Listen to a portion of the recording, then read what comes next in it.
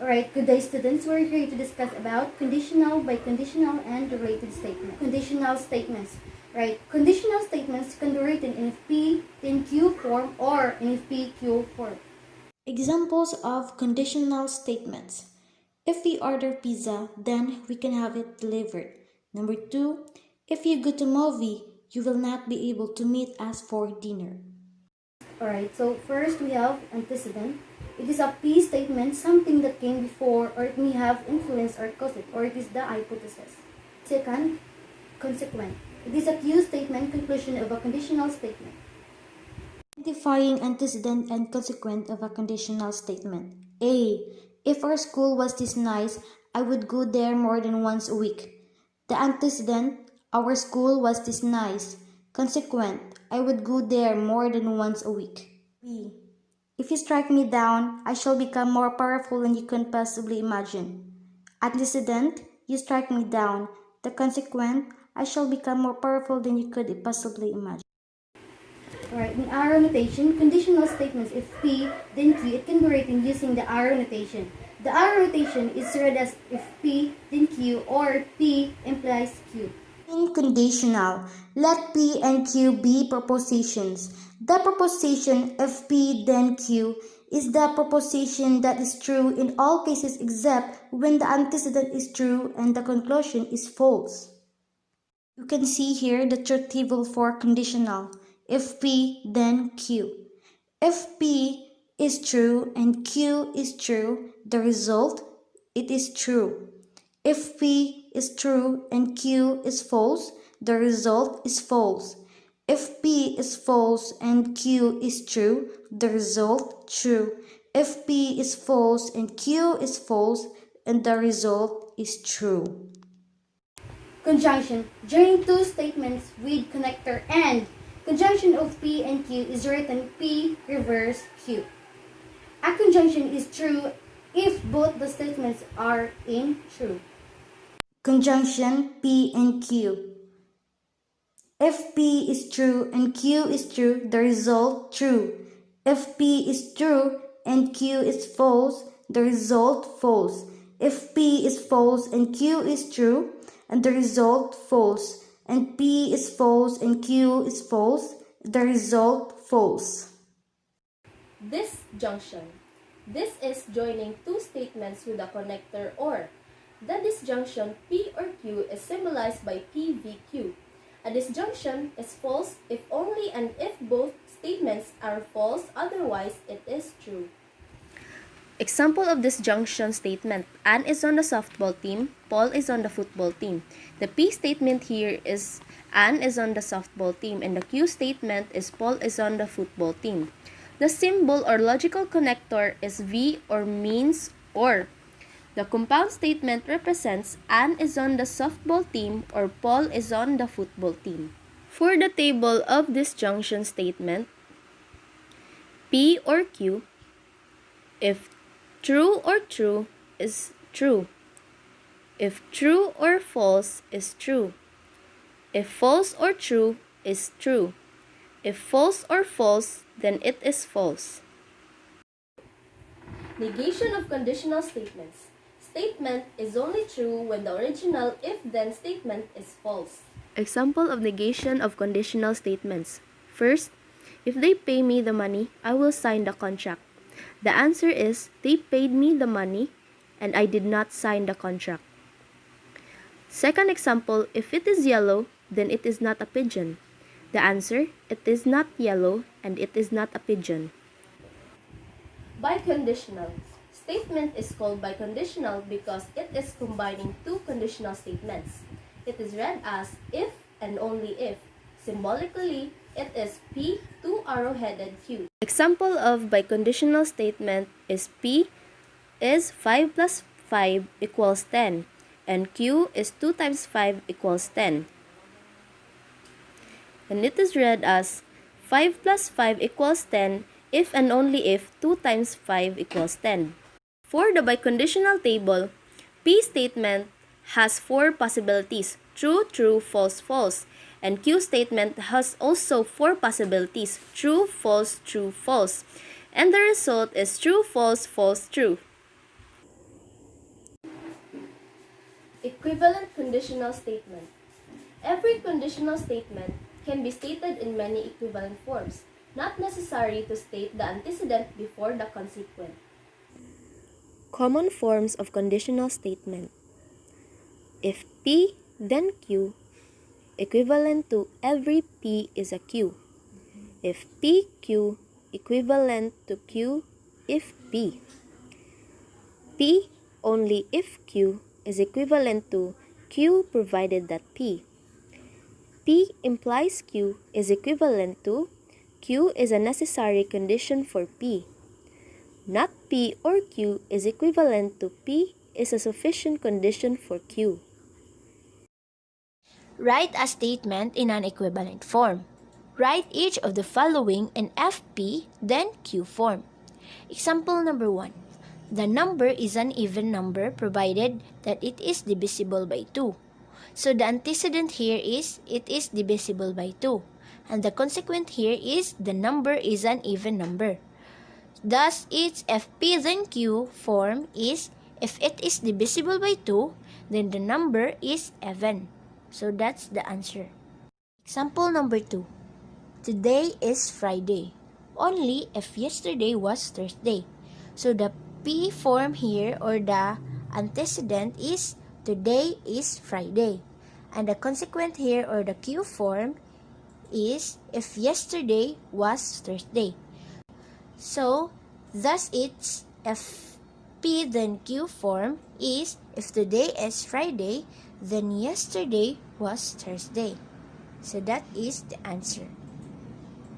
The converse, the inverse, and the contrapositive. So, every conditional statement has three related statements. They are called converse, inverse, and contrapositive.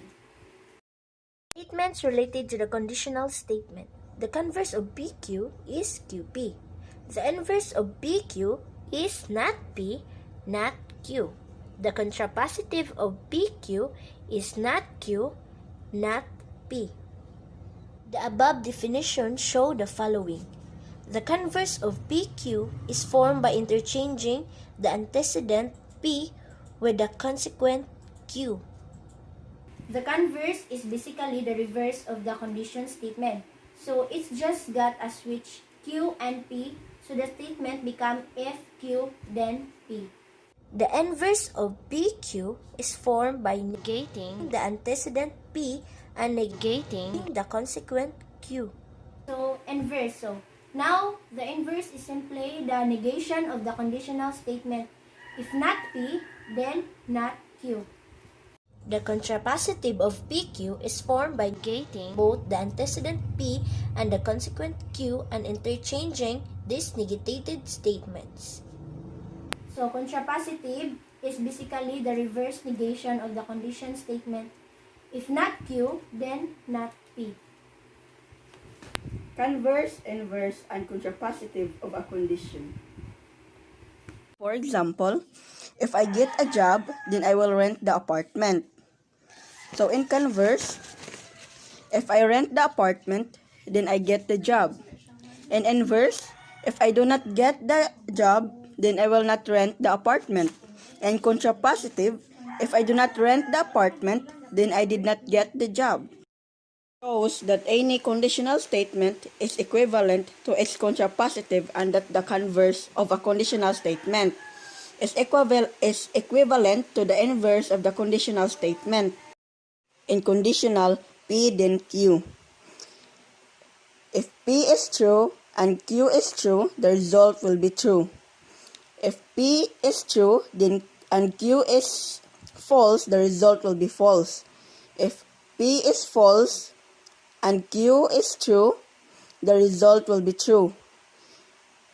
If P is false and Q is false, the result will be true. In converse, Q then P. If P is true and Q is true, the result will be true. And P is true and Q is false, the result will be true. And P is false and Q is true, the result will be false.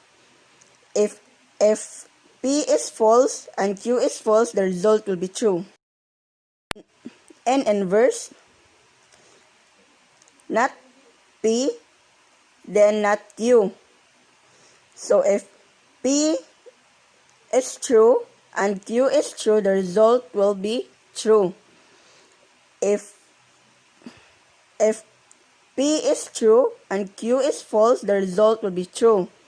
If P is false and Q is true, the result will be false.